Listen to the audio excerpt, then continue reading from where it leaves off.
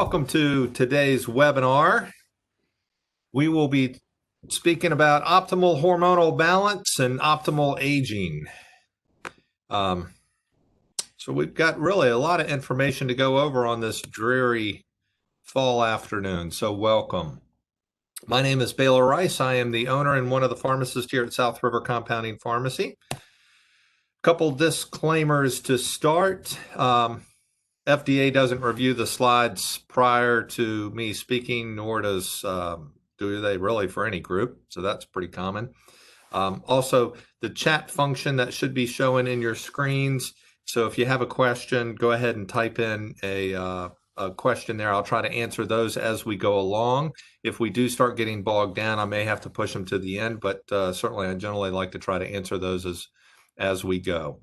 Also, everybody should be muted. If you'd please keep yourself muted as we are recording today. Appreciate that. So for the new folks on the screen, and we do have men and women on today, so welcome. So I'm going to address really hormones for both on this arena. But for those that are new that haven't been on one of our webinars before, a little bit quick about South River. So I think that'll help better understand really what we're talking about and why I'm hitting what I'm talking, and the angle really. We are a compounding only pharmacy, so that is really how pharmacy got started. The definition of that is the mixing of two or more ingredients to form a final product. We also specialize in natural medicine, vitamins, minerals, herbals, homeopathics, aromatherapy. So really very much your East meets West. So what can we do to help get you healthy, and what can we do to keep you healthy? Really, we also offer personalized consultations, do a lot with disease state management, and offer a whole host of a variety of different types of testing, from saliva, which we'll talk about today for the adrenals and sex hormones, as well as hair analysis, stool analysis, neurotransmitters, some different urine testing, etc. So really at South River, we're all about trying to get you healthy and keep you healthy. So the personal consultations, you may be thinking, okay, what in the world is that? How is that a little bit differently? Generally what that is, we block off time, you schedule an appointment. We have a patient care coordinator. Ours is Allison, so she can help walk you through that process. And really we have you fill out about 6 pages of information, and we look at things like your allergies, both and as well sensitivities to not only your medicine, but the food, the environment, supplements, anything that may be causing some sort of inflammatory process in your body. We look at your current medications, your supplements, your whole lifestyle, family history, personal history. We pull that in together with your symptoms, your disease states, any applicable labs, and really probably one of the most important things there is develop a plan of action, right? Our philosophy is, you're the boss, you're in charge. It's your health. So what can we do to get you to where you want to be? So that's a little bit about our personal consultations. Yes, there is a charge for that. It's based on time. So depending how much time we spend, but typically most of those run about an hour. Sometimes follow-ups can be anywhere from 10, 15 minutes, and sometimes follow-ups can run an hour as well. So with anything we compound in the lab, anything it has to be, especially in the state of Virginia, is on prescription. So that does require a prescription by your practitioner. So really it's working within the triad. So it's us working with the patients, our pharmacist, and your practitioner to get the best prescription, optimize the medication for you. And why that's really necessary, especially when we talk about bioidentical hormones, is because typically we're going to be compounding that. So we're going to be making that in the lab for you. So to kind of get started with some easy thought process there, when you look and think about, in the beginning, disease is difficult to recognize, but easy to cure. And in the end, disease is easy to recognize, but difficult to cure. So that really goes back to Mesmer many years ago, back in the 1700s. And so otherwise kind of reworded, an ounce of prevention is worth a pound of cure. So that's really kind of our thought process here is the earlier we work on things, the more we're going to push things back in time. So what can we do? What can you do for your health? Certainly, we're going to talk about some lifestyle changes today, nutritional supplements. I've got decreased inflammation on here kind of separate because ultimately, when you think about disease, most disease does have an inflammatory component to it. And then, of course, the main crux of today's conversation is going to be on endocrine balance. So not only the sex hormones, but we're also going to briefly touch on thyroid and adrenal function. So yes, we've got a lot to cover in a fairly short amount of time this afternoon. So a couple slides here in the beginning on overweight and obesity. So the more fat we carry, and I'm going to word it fat, not just weight, but the more fat we carry, really the quicker we die. So study after study really shows us that. So when we look at risk factors, so certainly persons with higher risks have twice the cumulative disability of those with lower health risk.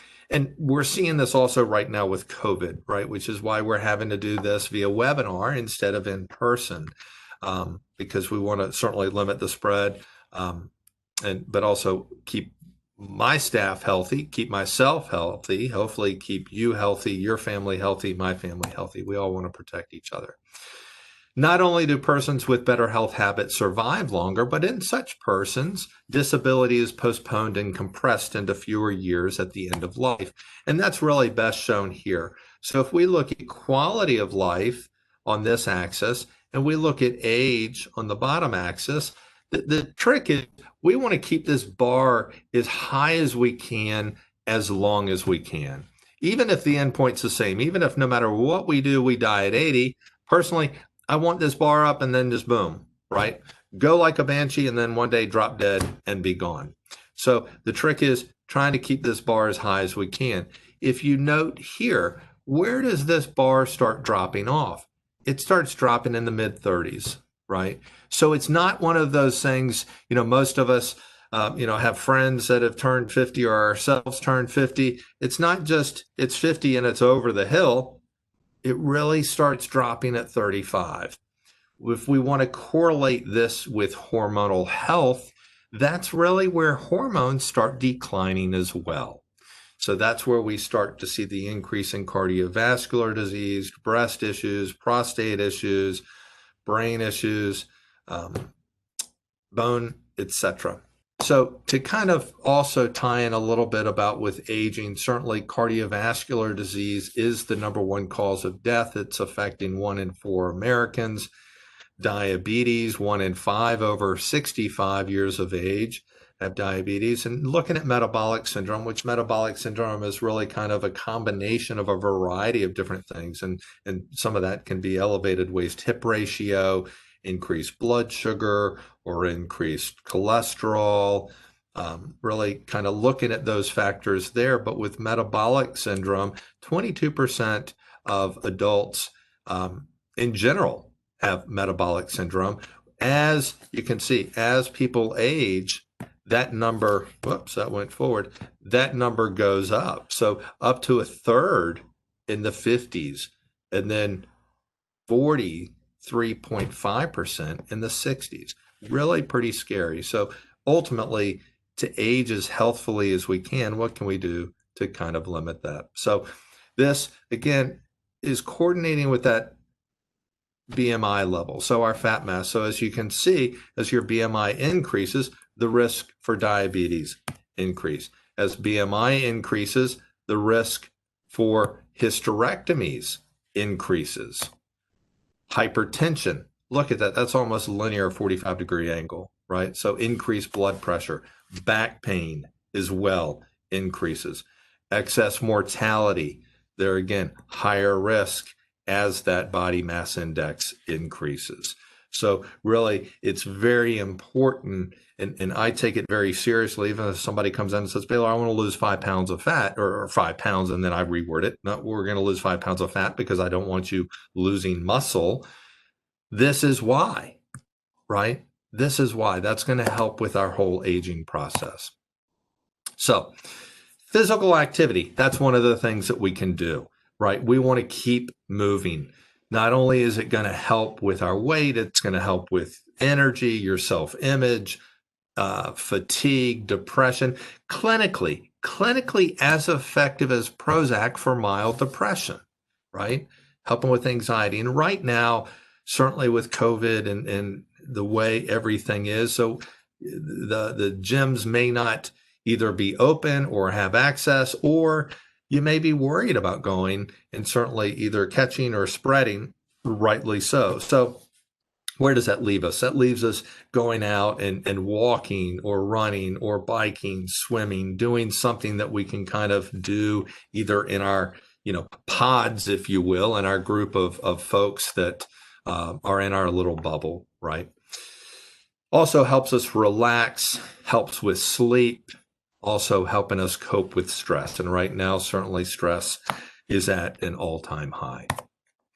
So some of the lifestyle changes we can do. So I know we've all heard you are what you eat. Absolutely. You need to start thinking about food in this sense. 65% of genetics is modifiable. I'll repeat that. 65% of genetics is modifiable. So think about your food. When you look at your food is speaking to your DNA. So think about it. Do you want to be sitting there, eating ho-hos and ding-dongs, or do you want to be having fresh fruit, fresh veggies, organic, non-pesticided, right? So it's very important. Yes, organic, free range, all of that makes a difference. So increasing those fruits and veggies, having lots of good fat. We should be having at least 4 servings of fat, good fat a day, not the hydrogenated fat, the good fat.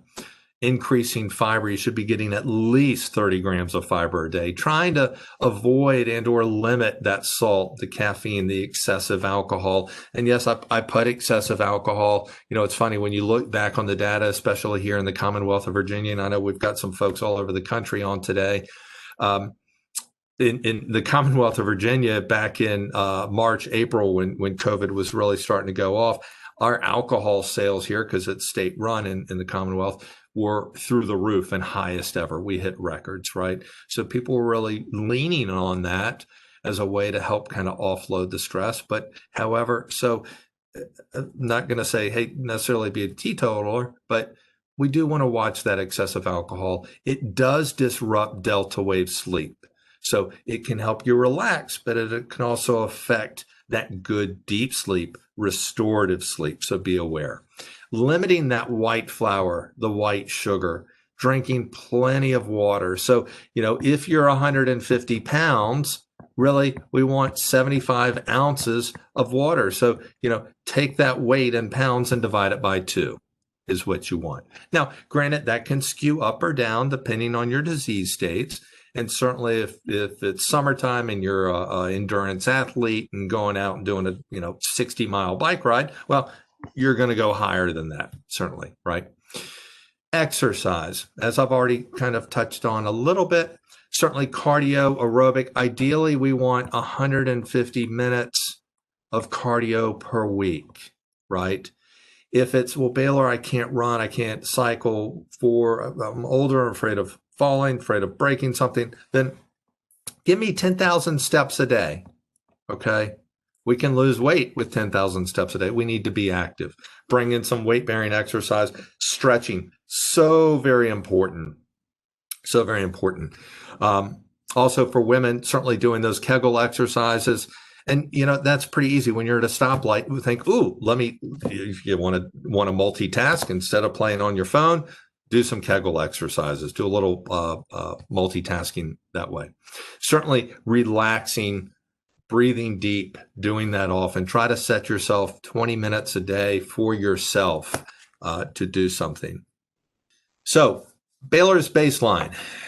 So what should you be doing just kind of as a baseline for baseline nutrition? That should be therapeutic multivitamin mineral. So I like our phytonutrient multi. It's a food-based multi. It has methylated Bs. Half the population has what's called an MTHFR deficiency, so they're not converting the folic acid and B12 properly. In this subset of patients, we see increase in cardiovascular disease as well as neurological disease. So I put everybody on methylated Bs. I hedge the bet. So generally 1 to 2 of those per day. Omega-3 fish oils, 2 to 3 per day. Okay, so the pure omega 1000. Vitamin D3. I've got, I know, 5,000 to 10,000. If you don't have a vitamin D level, then we want to stay at 5,000. I'll go up to 10,000, sometimes above that, when I have that blood level to see where yours is at. The normal for vitamin D is with LabCorp 30 to 100, or with Quest. I want it optimal is between 60 to 80. When you look at the data with regard to COVID and immune function, you dramatically decrease your symptomatology with having a healthier, so that 60 to 80 range for your D. So very important. We do have that a number of different ways. Certainly, for instance, these are 5,000 per one soft gel. We also have it, if you'd rather have a liquid, we also have it in drops to where it's 1,000 IUs per drop. So very easy. Another thing kind of in my basic tool bag for every day, CBD. I love CBD. Certainly we do have a webinar coming up on CBD on November 5th. So tune in for that. So that's kind of baseline. What should I be doing every single day for optimal health? Quality, of course, everybody that's come in knows me, knows I'm a stickler for quality. I want it to be what it says it is. I also want it pure. I don't want excipients in it. I don't want heavy metals. I don't want pesticides, herbicides, none of that stuff. So we deal with companies that are registered with the FDA, GMP certified, following third-party analysis and doing testing, dissolution, disintegration, mass spectroscopy, liquid chromatography. So it is exactly what we want it to be. So to get into hormones, the fact is the loss of hormones in both men and women is part of the process by which nature leads us to old age and death. May sound a little morbid, but think about it. How many 30-year-olds do you know with cardiovascular disease? How many 30-year-olds do you know with colon cancer? How many 30-year-olds have Alzheimer's and dementia? Granted, yes, I know there can be occasional here and there, but most of that is going to be there again when, we have that hormonal piece dropping off at 35. That's where we see increase of disease. We really don't see it here when the hormones are optimal. It's after they start dropping off is when we, start seeing disease come in, but also symptoms. Simple fact is one can't have satisfactory life if one doesn't have satisfactory hormones, right? How can you expect to have a proper sex drive if you don't have a therapeutic testosterone level, whether you're male or female? So I call this my ADD slide. Certainly I know it's a very busy slide. This is overview of the endocrine system. So the hypothalamus regulates the pituitary. Pituitary is kind of like that orchestra conductor. It's regulating the sex hormones, the thyroid, as well as the adrenals. Okay. So we're going to touch on all those guys today. There are feedback loops between all three of these guys, right? And there's a really big negative feedback loop between the adrenals and the thyroid. So we'll start off about estrogen. Estrogen, what do estrogens do in the system? And let me do, I guess, a quick aside for the males and females on the call today. We have the same hormones. Men and women have the same hormones. It's just I should have a higher testosterone level than a female my age. Likewise, she should have a higher estrogen than I should have, right? So it's all in balance. It's also all in ratios of those hormones. So hormones are these messengers. They play a huge role in reproduction, bone health, cardiovascular health, colon health, Alzheimer's, dementia, sexual health, neurotransmitters in the brain. metabolic, insulin sensitivity, certainly thermoregulation. So that's why as estrogen starts dropping off, women will start seeing the hot flashes, the night sweats, helping to maintain muscle mass, sleep, cataracts, collagen. So estrogen helps with collagen formation. Why do we see more fine lines and wrinkles as we get older? Decreased estrogen. Estrogen helps with collagen. Collagen helps to hydrate, right? So we'll see that not only in the face and other areas of the body, but for women also, we'll see that in the vaginal tissue. So that can lead to the vaginal dryness, which then we can see with painful intercourse, and then we'll see decreased orgasm and sensation. So no, we don't have to just take, well, I'm getting older and that's a fact of getting older. No, it's kind of a fact of getting older. It's a fact of getting older, and therefore subsequently your hormones have dropped, right? So let's get the hormones back up. Certainly we see increasing cholesterol, right? We see increase in oxidation of that piece. Fine motor skills, nerve growth. So estrogen's doing an awful lot behind the scenes. When we think about the symptoms, typically, the hot flashes, the night sweats, the dryness, the heart palpitations, painful intercourse, orgasm, urinary leakage. I call it kind of the coffee sneezes. Focus, concentration, memory. There's nothing better for a woman's brain than estrogen. For men, for us, it's testosterone, right? So many women I'll see that are going through the change of life now, like, Baylor, my doc wants to put me on Ritalin or something to help with ADHD, ADD. Did you have it before? No, I didn't have it before. Well, let's look at the hormone levels. What happens is the estrogen drops, the testosterone gets off. We've got an estrogen progesterone ratio that's off. The adrenals start getting impacted. The thyroid starts getting impacted. I call it endocrine ADD. Right? So it's this disconnect, right? We want to get the weight off the shoulders and get this focus back together so we have that connectivity. Progesterone. Progesterone certainly helps balance the estrogen. Progesterone helps with sleep. It has a calming effect on the body, also helping with high blood pressure. Eliminating our fats, also helping with cholesterol, hair, balance the fluids. So natural progesterone serves as a natural diuretic. Antidepressant, progesterone helps with the GABA receptors. It also serves as an anti-inflammatory. Progesterone does a great job for post-traumatic brain injury, right? So certainly neurological function piece. Helps with osteoblast formation, so it helps with the formation of new bone.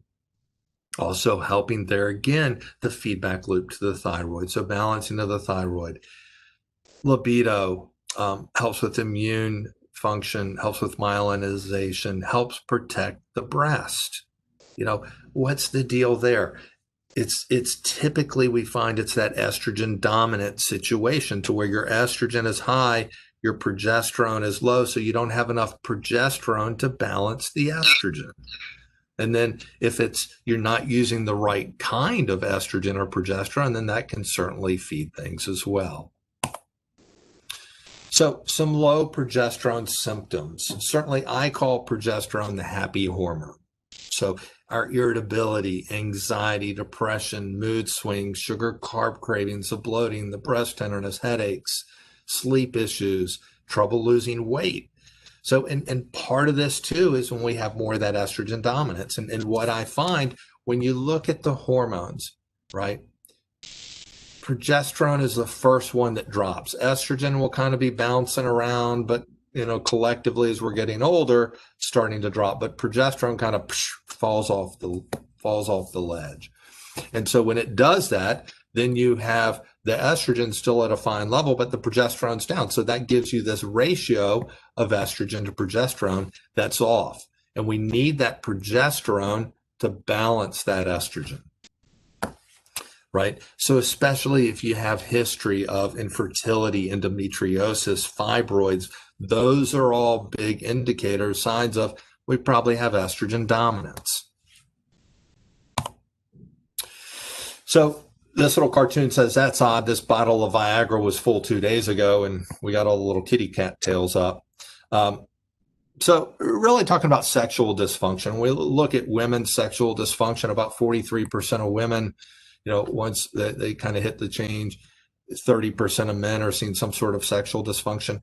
That's a lot. That's a lot of folks, a lot of men and women seeing issues. So let's talk about testosterone. So testosterone helps with overall sense of well-being. Certainly libido and energy are two of the big things we think about. Also, some people think about muscle tone, strength.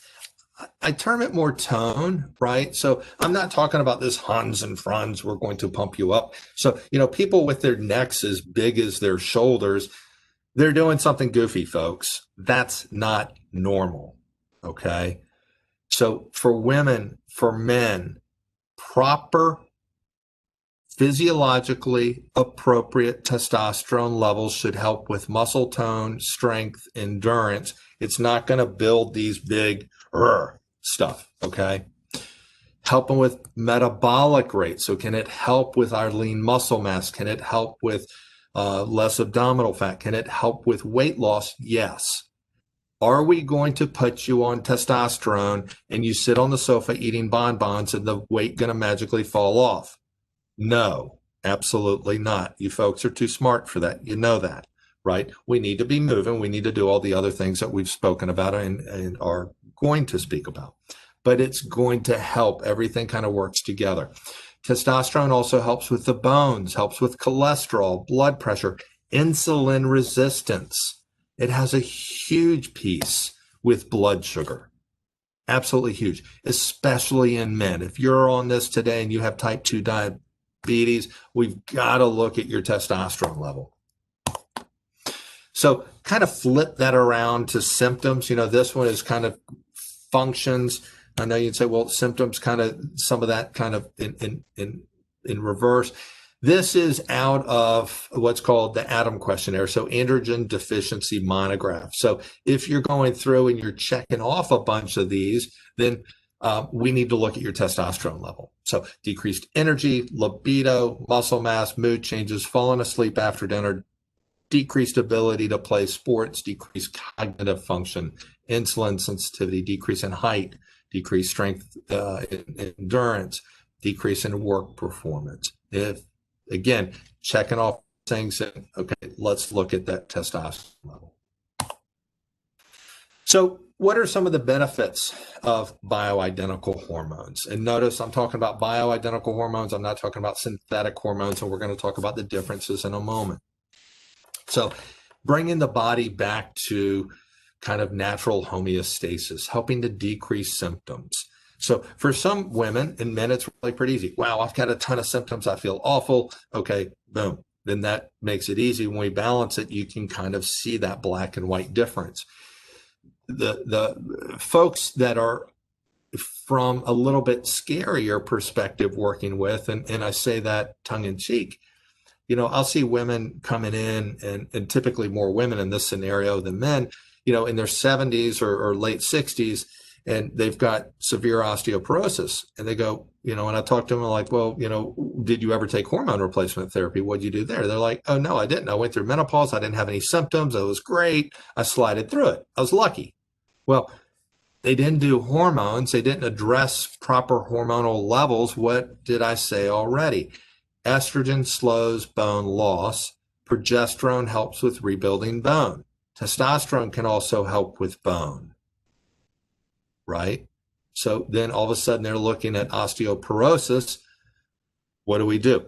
One key factors that we need to talk about is balancing the hormones, okay? Certainly muscle mass and strength, helping with cholesterol, helping against heart disease. So again, some of the big things here, properly balanced hormones, heart, brain, bones, colon. That's huge, right? So again, going back to this bar of quality of life, we want to keep this as high as we can and have kind of as sharp as we can piece to the end point. Now, granted, I know hey, it'd be great to say, hey, I never want to die. But, personally, I don't want to be in a nursing home in a diaper at the end of my life. Again, I want to go like a banshee, and my staff knows, my family knows. I work hard. I play hard. I practice what I preach. I want to keep this up here and just boom, drop dead, be gone one day. Again, hopefully later rather than sooner. I still have too much to do, as do most of you, right? Again, most of these we've already hit on: mood, depression, libido, Alzheimer's, dementia. The data on estrogen in females and Alzheimer's and dementia is absolutely amazing. Fewer unwanted side effects, right, versus using the synthetics. Bill, I can't put my finger on it, but I just don't feel normal, right? That I hear all the time. So getting back to that normalcy, if you will, feeling. So some of you may be thinking, all right, so why the difference, Baylor? I've been weary of hormones. I've read the news. I've seen on this or that, and it's made me cautious of hormones. Well, most of what we've seen is based on, and especially in the lay press, is based on synthetic hormones. So yes, synthetic hormones. Number one research one there is Premarin, which is a conjugated equine estrogen. So physiologically, women run at about 10% estrone, 10% estradiol, 80% estriol. Well, Premarin, what does that have in it? It has in it 80% estrone, 14% estradiol, no estriol, and 6% equivalent, which is a horse estrogen. So hopefully none of you have a horse estrogen in you, right? But I mean, look at this. Look at that there, 0 versus 80, 10 versus 80. It's flip-flopped, right?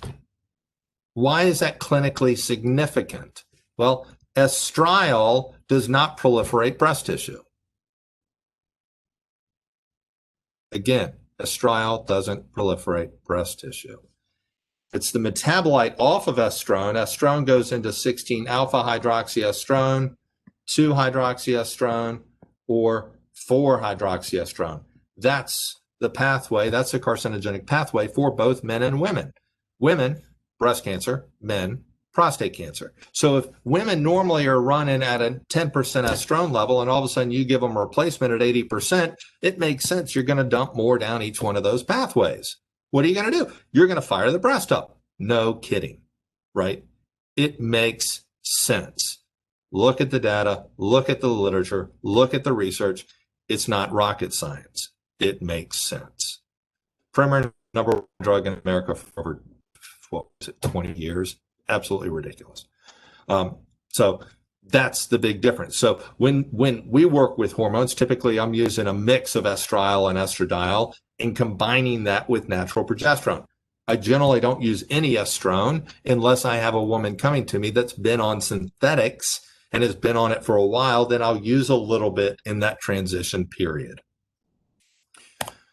Next up is progesterone versus a synthetic molecule, Provera, or otherwise known as medroxyprogesterone acetate. So you can see the core structure is the same, right? You've got these chemical groups hanging off the side. What do these chemical groups do in this molecule? Well, let's take a step back. What do we use progestins for? If you have an intact uterus, meaning you haven't had a hysterectomy, and you're given estrogen, you need a progestin to help against building up of the endometrial lining of the estrogen, right? So you've got a choice. Do I use synthetic? Do I use natural? Both will do it. So this is what makes the big difference, right? So the synthetic groups here, certainly we see an increase in breast cancer. Natural progesterone helps to protect the breast. Synthetic progestin, we see increase in fluid retention. Natural progesterone, decrease in fluid retention. It serves as a natural diuretic. Medroxyprogesterone acetate, mood-wise, it's like a bottle rocket without a stick if you've ever lit that. You don't know where that sucker's going to go. Natural progesterone, the majority of the time, we're going to see it balance the mood. That's why I refer to it as the happy hormone. Natural progesterone is not going to negate the cardiovascular benefits of the estrogen. Provera, medroxyprogesterone acetate, does. big differential with how they're working in the body. Why? These chemical groups hanging off the side. I've spoken to the most brilliant people in the world. No one can tell me exactly what those are doing to that molecule. So all of this is from years and years of research and data collection. So what do we see in practice? That's what I've been sharing with you today. Okay. So it greatly affects it. So we use natural progesterone, bioidentical, derived from soy as well as yam, extracted out, refined such that it's the identical molecular structure of what's in the human body, right? You may say, well, Baylor, I've got a soy allergy or sensitivity. It's about 4 steps removed from that. So the protein from the soy is removed. So I have had numerous patients with soy sensitivities be able to take bioidentical hormones without a problem. But most of what we use actually in the lab is from yam versus soy anyway. So when do I start hormones? Well, when the levels, I like looking at labs, right? You don't just take your car and fill it up at the gas station. You look at your fuel gauge. Oh, Bessie's on quarter tank. Let me go fill her up, right? You just don't drive in and say, hey, let me fill you up at any old time. Why don't we do the same for us? Let's see where our hormone levels are. Let's see what the ratios are and try to get those balanced to an optimal place. Another thing we follow is certainly symptoms, right? We also want to look at personal history, family history, genetic information if we have that. Tie all of this together, the labs, the symptoms, the history. Treat each individual as an individual. It's not just here, hormonal, go either A or B, right? That's American medicine, right? Very algorithmic. Treatment options, certainly depending what we're doing. Certainly progesterone we can do it in capsules. Testosterone, estrogen, typically we're doing as transdermal creams or sublingual troches. We can certainly do nasal sprays, rapid dissolve tablets. The most of what we're doing, though, certainly is creams and capsules, majority. And troches, I guess those are the 3 biggest. This is an example of kind of what we put our topical creams in. This thing at the bottom rotates, so it clicks. So each click is 1/4 of an ml, which equals about 1/4 of a gram. So you take that lid off, it comes out the top, so you can easily apply it right to where we want to. And typically for hormones, we're doing the inside of the forearm, inner thigh, back of the knee, just kind of rotating the site. This is a picture of what troches look like. So they just kind of dissolve underneath the tongue. Depending on your pH, depending on your saliva, most of the time they take about 3 to 5 minutes to dissolve. So monitoring, labs. What do we want to see? So a couple of different ways. We can look at blood. We can also look at saliva. I'm fine either way. Sometimes it boils down to, well, my insurance will pay for blood. Great, then look at blood. Or some people will, you know what, I don't have insurance, or I have a high deductible plan, or I'm in the donut hole, right? Then saliva is going to be the most cost effective for you. For some people, it may be, my doctor won't order the blood work. Well, you can either do saliva, or you can go to our website, southriverrx.com, and click the Ulta lab tab, depending on what screen. Most of the time it's upper right-hand corner, but like on a tablet or a phone, sometimes it's going to smush and kind of be somewhere else on there. And then you can order whatever labs you want. So for women, okay, we'll start with women here. Women first. I am old school. Testosterone. I want to see testosterone. The range for testosterone for labs, typically anywhere from about 3 to 48, depending which lab you use. I like it between 25, 45, right? So what we've done is taken this normal and squished it up. Total estrogen. Generally on lab, anywhere from, well, sometimes it can go down as low as 5 to 500. I like it really in about the 200 range. Progesterone, that normal is about 0.1 to 23. I like it between 3 and 20, depending where you are. Progesterone's a big one, depending where you are, right? So if you're postmenopausal, that's going to kind of be more 3 to 5. If you're, 20s, 30s, normally cycling, then that's going to be up in the teens, okay? Sex hormone binding globulin, I like that less than 80. DHEA, which stands for dehydroepiandrosterone. Sulfate is the one we want to look at, upper 2/3. If you haven't had a recent cholesterol panel, let's look at that. Also, if you haven't had a vitamin D level done, let's look at that. As I said earlier, the normal for vitamin D is 30 to 100. So people could come back at 34 and be told, you're fine, right? No. I want to double that. I want that up between 60 and 80. Okay. So that's what I typically like to see for females. For men, here's what we want to see for you guys, right? Total and free testosterone. For testosterone for males, depending on it, can run anywhere from about 250 to 1100. I want it at least above 569. Estradiol, the range on that's going to be really probably about 15 to about 40s. Ideally, I want it less than 30. I want it in the 20s, maybe upper teens. DHEA sulfate, certainly upper 2/3. PSA is one of those numbers that off of a single reading, you really can't see much, but PSA really over time, it's multiple levels. It's going to increase as we age as males, right? Most every male, if we live long enough, we're going to have an elevated PSA. We're going to have an issue with our prostate if we live long enough. The trick is pushing that way down the board, right? So with that, what we don't, that's going to slowly increase over the time. What you don't want to see are these large increases, right? LH, looking at LH, seeing where that is, that's really letting us know how the feedback loop is from the pituitary hypothalamus to the gonad. So is our body still trying to produce, or is it even able to still produce some testosterone? Hematocrit, again, cholesterol, prolactin, and also vitamin D. Prolactin's, important, especially for those guys really kind of, less than 50 years old, right? If I've got a 35-year-old guy with low testosterone, I want to make sure that prolactin's not elevated. If that's elevated, that can be a sign of maybe there's a pituitary tumor going on, which there again can be affecting things and affecting that low testosterone.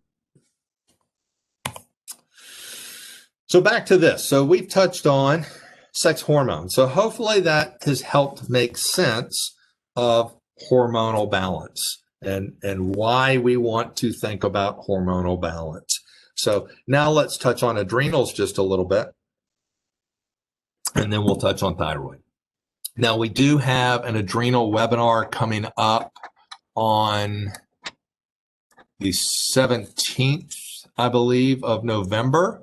So if you haven't signed up for that, sign up for that. So November 17th, we'll be speaking about more in-depth on adrenals, but I'm going to touch on it real quick today. So if you're looking at these and checking off, okay, boom, boom, boom, boom, I have some of this, then we need to be thinking about the adrenals. Or, on our questionnaire, we ask absent, mild, moderate, and severe. So if you're checking off some of these more in the moderate, severe, maybe it's less. Again, we need to be thinking about the adrenals. Right now, with where we are with COVID, the economy, Lord knows we got elections coming up. Stress is through the roof. So what do we do?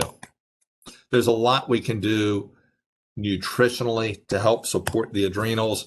One of my top picks, this is a Ayurvedic adaptogenic formula. Cortisol Support does a very good job. It's one at breakfast, one at lunch, of helping if the adrenals are kind of on a hyperdrive, pull them down. If it's low, it pulls it up. We can also use CBD, right? CBD does a great job. We can also add in L-theanine. That helps really settle down those neurotransmitters, and particularly that norepinephrine and epinephrine. We can look at cortisol, right? Cortisol is secreted by the adrenals. Typically, saliva is the better way to look at cortisol versus blood. Why? I want to see it before breakfast, before lunch, before dinner, before bedtime. It should have this diurnal pattern for the cortisol. So if you look at blood, it's a single spot in time. It really doesn't tell us anything. I want to see how this pattern is. Does the pattern look normal? Are you way up here? Are you way down here? Do you start way up here and then you drop and you're like that? You start here and you go like that. That's why I'm looking at multiple times during the day. It's easy. They're take-it-home kits. We have them at the pharmacy. You can call or email Allison. She can get you hooked up. You spit in some tubes, put it in the package. It's got FedEx. You send it off. We get it back in about 2 weeks. And then let's get together and talk about how this corresponds with what you have going on. If you have kind of mild, maybe a little bit of moderate, but mostly mild and just a few, then you know what? Yeah, let's just start with cortisol support 1-2 a day and see how you do. If you've got a bunch out here in that moderate severe category, that's where I'm going to be more saying, hey, look, depending on the severity, yeah, let's really, sorry, that's skipping around on me. Let's really look at that level so we can be more aggressive, so we can really kind of throw the hammer down and get after it faster rather than later. From a thyroid perspective, these are some of the top thyroid symptoms I go over. Now I'll let you kind of read through some of these while I speak just a little bit. So what I find is typically it takes about 10 years for the thyroid to catch up with the functioning of the gland. Again, it takes about 10 years for the lab numbers to catch up with the functioning. I see this all the time. People will go into their doctor and say, hey, doc, you know, I've read online or I've read this book here. I've got these thyroid symptoms. I think my thyroid is off. I'm having a hard time losing weight. I don't have any energy. My brain's having a hard time working. Will you draw some thyroid numbers? Doc says, all right, yeah, sure. All right. So draws a TSH, maybe with a reflex T4. Week or two later, you get a little postcard in the mail, but now it's probably in your portal. Normal, WNL, within normal limits. Like, darn it. I was hoping that was going to be why it was going to be low, and that was going to be a reason why I'm having a hard time losing that weight, right? So, because we'll see that all the time with trouble losing weight. So I find it takes about 10 years before it finally catches up. Let's not wait for 10 years. Let's not wait for that to happen. So, you know, TSH is just that feedback loop between the pituitary hypothalamus and the thyroid gland. But we can look at the individual hormone levels, and I'll go over those in a minute to look more in-depthly. So some monitoring that we want to do, not just the TSH, which is the feedback loop, but I want to see the free T3, free T4, reverse T3, TPO, thyroid antibody. So do we have an autoimmune thyroid inflammatory condition? Ferritin and also vitamin D, if the vitamin D is not recent. Both of those affect how we metabolize our T4. So T4 has to be metabolized. There's an enzyme in us called deiodinase that either goes into free T3 or it goes into reverse T3. Half the time it goes down the wrong pathway. Reverse T3. It's what's called in chemistry reverse isomer. It looks the same in the mirror, right? So like our hands like this, but the hands, you know, your right glove won't fit your left glove unless you're O.J. Simpson, right? Then any glove will fit anything. You know, you're not here, so I can't hear you laughing. I hope you got the joke out of that. So what we want to do, though, this is the active hormone, right? When that reverse T3 gets too high, it displaces the free T3, therefore giving us increased symptoms, right? So looking at a full thyroid panel is very important. Also looking at your temperature. What is your temperature running in the morning before your feet hit the floor? Put your thermometer by your bed, take your temperature before you get up, so that way we can see that temperature. So yes, let's look at labs. Labs detect disease, not optimal function. What do we want? We want optimal function, right? We want to feel our best, guys. We want to get the best mileage out of our genetics we can. We can do that. Let us help you. Again, for the adrenals, looking at that cortisol times 4, also making sure we have that DHEA level. Dehydroepiandrosterone is another one of the hormones. DHEA and cortisol are the two primary hormones secreted by the adrenals. Okay. Now, thyroid support supplements, of course, I repeated the baseline. Why? Because I don't want you to forget this is baseline. This is what you should be taking every day. Then if you're checking off some of these thyroid symptoms, right? Having thyroid symptoms, so your TSH came back normal, Well, then let's add some thyroid support complex on top of that. That's going to help with the metabolism of that T4 to T3. That's going to help our thyroid utilize that and metabolize that iodine, utilize that nutrient, get the best functioning, kind of like taking your car in for a tune-up, right? May not be running wrong, nothing may be wrong with it, but maybe you're not getting 25 miles per gallon anymore. You know, maybe you're down to 22. Let's give her a little tune up and get her back closer to 25, right? There's a number of other supplements we can use. This is typically where I'll start because, again, like cortisol support, it's an adaptogenic formula. No harm, no foul. I can use it for hyper or hypo. It helps with the functioning, help your thyroid adapt. Okay. Thyroid 150 is one that I use frequently, but I've got to have labs for that, guys, because that, if the TSH is high, it will help to lower it. So I need that lab because I don't want to use it if your TSH is normal or low. All right. So some other supplements. Again, you guys should have received about 30 minutes before the presentation today. I sent out, Allison sent out a copy of the slides for you. So I just wanted kind of, what's in kind of a tool bag that we use very frequently. So as we get older, joint support is a great thing to help with those joints and cartilage. If you've got a history of Alzheimer's, dementia, or the brain fog a little bit, maybe we want to think about memory support. For men and women, metabolism of the estrogen. So if you're having, some problems, like if you're a male and your estradiol is a little bit elevated, then maybe we want to think about that SGS and DIM to help with metabolizing that hormone. If you've got some breast tenderness or you've had some estrogen dominance or fibroids or that sort of thing, then maybe we want to think about hormone detox with the metabolism. For guys, if your testosterone maybe isn't bad, again, I want it at least at 569, maybe you're in the 400s. So not quite at that, but you're not low enough to bring in testosterone replacement. Then we bring in an herbal support with some tribulus in it to help support the gonads and for the boys to help make some extra testosterone. Again, for males, if you're having, waking up in the middle of the night, going to the bathroom, having some emptying issues, and maybe we want to consider some prostate support, that's going to have some extra zinc, some selenium, some saw palmetto in it to help with that prostate.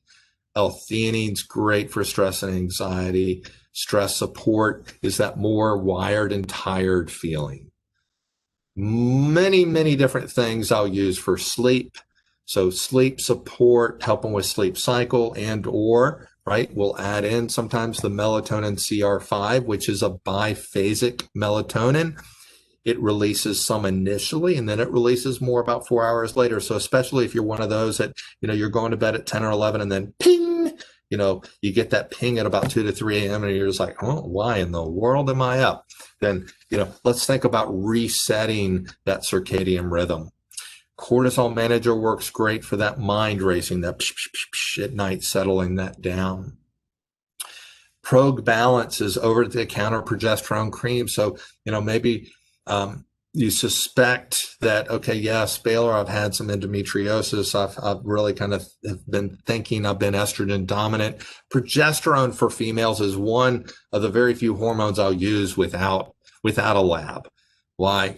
The dosage range on it's so huge that we don't run into problems. So that's something that we can start sometimes before that, or if you're starting to see some cycle fluctuations and we need to kind of get some balance back. SGS Cellular Protect, again, estrogen metabolism, that also helps with phase 2 detoxification. So, prostate cancer, breast health in general. Okay. So those are just some things to kind of keep in the back of your mind. So as you age and have things kind of come up, I wanted you to kind of have a list of some things that you could go to. Of course, we are always here for you. I've got a great, fantastic, well-educated staff. They are always happy to help you and get the right thing for you. So we will definitely ask you questions when you come in. So I know we've spoken about a lot this afternoon. And hopefully you've gotten the idea that it is all about balance in general, right? Are we getting 8 hours of straight sleep? Are we exercising? How is our overall health? Do we have a supportive network, right? How is our spouse? How is our significant others? How are people in our relationships? You know, if you've got that toxic person, man, take them out of speed dial, you know, get those toxic folks out. Healthy diet. We are what we eat. Hormonal balance, right? Balancing the hormones, balancing, you know, the whole endocrine system, right? That's why I left it hormones, not just sex hormones. So balancing that endocrine. Clean environment, right? Are we trying to avoid plastics? Are we using, you know, Roundup and other cleaners and synthetic stuff around the house? Or are we trying to be as natural as we can? Those things do make a difference. The sicker you are, the more disease states you have, the more important, right, all of this is, but especially the more important that clean environment is too. Okay. So you may be thinking, okay, this sounds great. What about cost, right? So I kind of put things in perspective. I'm a common sense kind of guy. So typically for females, the average monthly dose for BHRT or average daily dose is about $2. For guys, you know, it's probably about $3 or so. Therapeutic multi and the fish oil run on average about $1.50 a day. So even the combination of those two, certainly that's not any more than your specialty coffee a day. Certainly a whole lot less than cigarettes, and you know, a third the cost of taking lunch out. So go out to lunch less frequently. My point is, it's affordable. It's just sometimes working it in that budget and making a line item for it, right? Making yourself a priority. It's okay to make yourself a priority. You should. If you're not doing it for yourself, do it for your loved ones, do it for your kids, do it for your spouse, right? So we can be there, be healthy, and also not be a burden on them too as we get older, right? Lots of different books available. Most of these are in paperback. Most of them are also available. We've got them here in the store. Most of them are less than $15. How do I get started? Well, certainly one of which, if you're not on the basics, give us a call, visit on our online store. We do have an online store. You can buy it online. We do have curbside available as well. We try to make things as easy as we can for you. Get on the phytonutrient multi. Get on the fish oils. Fish oils good for everything head to toe. Get on the vitamin D, right? Think bones, mood, overall health, immune, right? There's a ton of other things that we can do for immune function. We'll have another COVID webinar probably coming up first of the year. We do have those archived, so if you want to listen to one of our previous webinars, certainly pop us an email, let us know what you're interested in, we'll send you a link. Give us a call, right? Have some labs done. So talk to your doctor. You've got the list of labs. Have your doctor draw them. If they won't draw them, and or if they're not covered by your insurance or high deductible, then go to our website, click the Ulta lab test, or there again, give us a call, pick up a saliva test. Cash out of pocket, that's the least expensive way, okay? Or if you're high deductible, etc. Call Allison. She is fantastic. She's going to hold your hand. She's going to walk you through this, not literally hold your hand this day and age, right? Figuratively hold your hand. Her email is also patientcare@southriverrx.com. You know, once we have all that back, then certainly you can call, schedule a consult.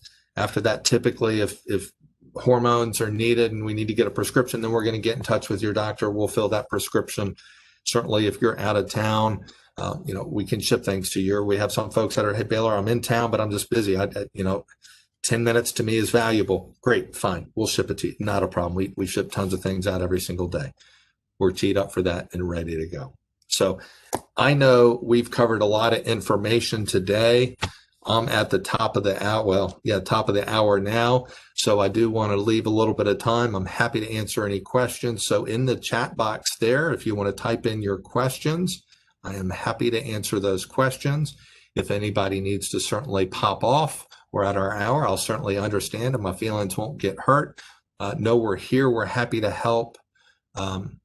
Please, let's optimize your health. Let's get you feeling better. Oh, you're very welcome. We just had somebody type in. Thanks for the webinars. They're very helpful. Glad to. We've been open now, working on our 23rd year, and going back in part of my history. Some of you, I've had folks that have been with me ever since I was at my dad's pharmacy. I worked at my dad's pharmacy. Him and some partners owned up to 10 different pharmacies around the Virginia area, independent pharmacies. And the story with that is, I grew up in the medicine world. I grew up in pharmacy. And, when I got out of pharmacy school, I worked in a couple of the stores and realized very quickly, we're not healing anybody. We're not fixing anything. It's Band-Aid medicine. And that really kind of hit me wrong. That's not really the way I learned in school. We learned more therapeutically. We learned differently. And so I started diving into bioidentical hormones because I saw this pattern. I saw these women after women after women going on synthetic hormones, and then a month or two later going on an antidepressant, and then going on a sleeping pill, and then going on a fluid pill because they were gaining weight, and then going on something for anxiety. So here was an otherwise healthy woman in the course of 6 months went from no meds to a handful of meds over and over. And looking at the person and talking to them, they weren't feeling better. They weren't looking better. And that's really what propelled me into looking at things differently. And so I did my research on bioidentical hormones, started working with bioidentical hormones, and found, wow, we get the hormones balanced and the other meds were falling off. They weren't needed many, many times. So anyway, let me go to the chat here because we have had some questions come in, and I'm trying to go to the chat. And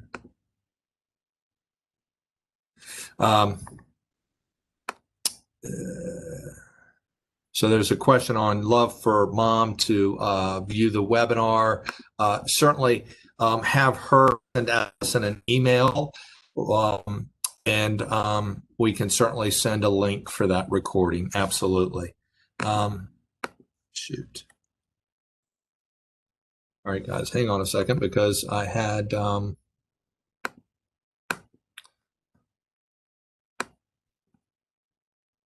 to make the chat bigger. Here we go. That's what I wanted to do. It was they kind of rolled over top of each other, so I couldn't see the previous questions. My apologies. So one question is, how is ferritin involved with thyroid metabolism? Ferritin affects how the T3, the active thyroid hormone, binds to the receptor. So you can have normal thyroid levels, but yet if ferritin is in the toilet and or vitamin D, because vitamin D affects that too, both of those affect how the active thyroid binds to the receptor. Another question, once you start the hormones, how often do you retest to adjust the levels? So typically once we start somebody on hormones, we do a follow-up in about 2.5 months. I'm not going to expect perfect in 2.5 months, but what I want to see is I want to see a change. We should be able to see that we're heading in the right direction. We should start seeing progress. If we're not seeing progress, then we need to adjust the dosage. Typically, we're going to look at follow-up labs, about 6 months down the road. Sometimes I'll look at them at the third month mark if things just absolutely aren't making sense. Most of the time, we'll look at them 6 months later. And once we kind of have you on a fairly stabilized level, we'll look at them at least once a year. What is, let's see, is bioidentical testosterone better for men than synthetic? I mean, think about it. Bioidentical hormones are much better than synthetic. Synthetic, the body doesn't know how to metabolize it. It doesn't know what to do with it. That's where we end up with side effects. That's where we end up with problems. Now, for guys, there is some testosterone that's available commercially. The downside to it, a lot of times, is it's not covered by insurance. And most of what's available out there for men is minimum about $350 on up to about $750 per month. When we compound testosterone for men, most of our dosing is somewhere around the $100, $125 a month. And we concentrate it down, so that's generally per 1 ml or per gram, versus in the commercially available product, you're talking about in that it's about 5 grams. So 5 grams is a teaspoon. Think about a teaspoon, putting that on, right? 1 ml, 1 gram is going to take up the whole inside of your forearm bicep. So you're looking for a lot of surface area to put that. What's the downside of estrogen without progesterone? Well, the only time you can use estrogen without progesterone is if you've had a hysterectomy, if your uterus has been removed. The downside is just because your uterus is removed, you still have progesterone receptors head to toe, right? So just because uterus is removed, why not give progesterone? It balances the estrogen. It helps with GABA receptors, helps with sleep, mood, anxiety, balances the estrogen for weight. I love using progesterone. You need to balance the estrogen. Absolutely, in my opinion.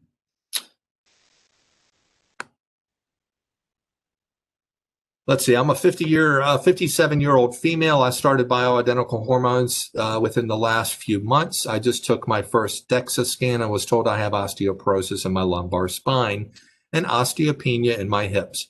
Should I wait and see how BHRT helps and come in now, or come in now and discuss options? Thank you. It was great. Oh, you're very welcome. I appreciate the comments.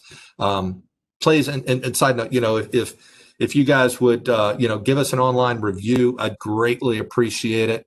Seems like sometimes the only time anybody wants to write anything is when they're upset or some miscommunication or something. So yeah, go online, give us a review. Greatly appreciate it. So to answer your question, going back to Mesmer 1777, an ounce of prevention's worth a pound of cure. The sooner we do something, which now, we're kind of the cart's after the horse, because you've already got osteoporosis, you've already got osteopenia. So the bioidenticals are going to help you. However, there's really 5 pillars to osteoporosis, one of which is hormones. The other is exercise. Another, certainly diet. Another is nutrients. So having the right calcium. There's over 100 different forms of calcium. We need to get you on the right form of calcium. We need you on one called microcrystalline hydroxyapatite. It's a form that's non-dependent on stomach pH. It helps to rebuild bone too. Then fifthly, we need to monitor urine pH. If you are acidic, you will not be mineralizing properly. So again, we can help you with all of that. I know it's kind of more to take in than just, a couple of minutes writing this down right here. So definitely come in. Let's talk about the options. We can help with that. We also have natural agents that are going to help with osteoblast formation. So help with the remodeling of the bone as well. Wow. So here's another one. My doctor has me on testosterone and estrogen only, and you haven't had a hysterectomy. I'd be worried about endometrial buildup. I don't mean to scare you, but I mean, that's just, if you have an intact uterus and you're taking estrogen, you need progestin. You need progesterone, plain and simple. So definitely, we need to get you on progesterone. We need to protect you, but it'll also help you feel balanced too. You're not probably feeling properly balanced. I had to stop progesterone because it gives me insomnia. What could cause this? So most people, and that's why I dose progesterone at night. The majority of the time, 99.9 probably % of the time, progesterone is going to help with sleep. 1 out of 3 to 500, I find progesterone does the opposite. You're one of those people.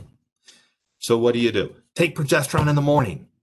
You're one of those, we dose it in the morning instead of at night. So that's how we do it.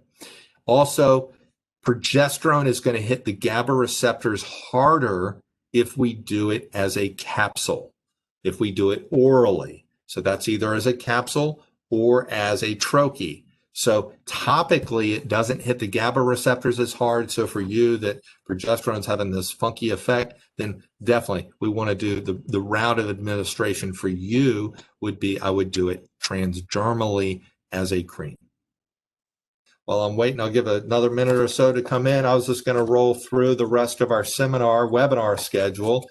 And, you know, for 2021, we are going to go ahead and roll through 2021 right now, planning on webinars versus in-person seminars. So let's see. The 5th, November 5th, we have CBD. All of these are at noon. The 12th is going to be ketogenic diet, preparing ketogenic for the holidays so we can try to maybe lose a few pounds over the holidays, but Lord knows, hopefully not gaining any. I know I don't need to gain any over the holidays. The 17th, we're going to be talking about stress and the adrenals. And then on December 10th, we'll be talking about CBD again before the holidays. So the 5th, CBD, 12th, keto, 17th, adrenals, and December 10th, CBD. Again, if you have liked us and following us on Facebook, you're going to get that reminder. If you haven't signed up for our email newsletter, please do so. I promise you, I have never sold information, nor will I ever. But we'll keep in contact with you and give you some good information. All right, folks. Well, I don't see any other questions coming in this afternoon. I want to thank you all for your attention. Thanks for tuning in.